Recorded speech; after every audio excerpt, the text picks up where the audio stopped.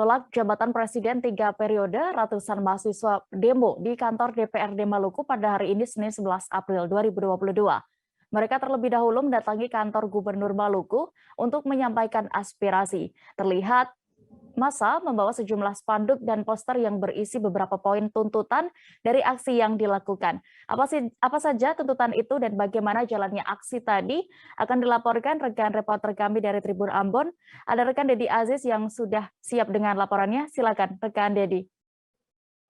Ya, terima kasih rekan Dea dan Tribuners. Memang dapat kami laporkan bahwa tadi pagi telah terjadi demonstrasi besar-besaran di Kota Ambon menyoal penolakan Jokowi 3 periode yang menjadi salah satu poin tuntutannya. Masa aksi yang berasal dari sekurang-kurangnya 7 universitas di Kota Ambon mendatangi kantor Gubernur Maluku untuk menyampaikan aspirasi di hadapan Gubernur Maluku Murad Ismail.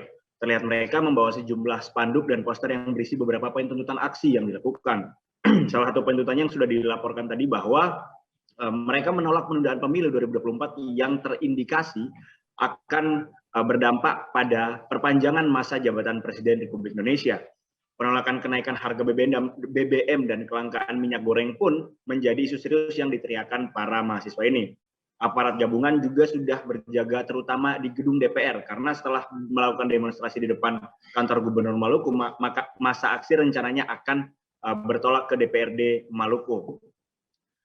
Di kantor Gubernur Maluku, Wakil Gubernur Maluku Barnabas Nathaniel Orno kembali menemui masa aksi seperti yang sudah biasa dilakukan pada demonstrasi sebelumnya. Yang biasa menemui masa aksi selalu Wakil Gubernur Maluku. Orno berjanji akan menyampaikan tuntutan mahasiswa kepada DPRD Maluku.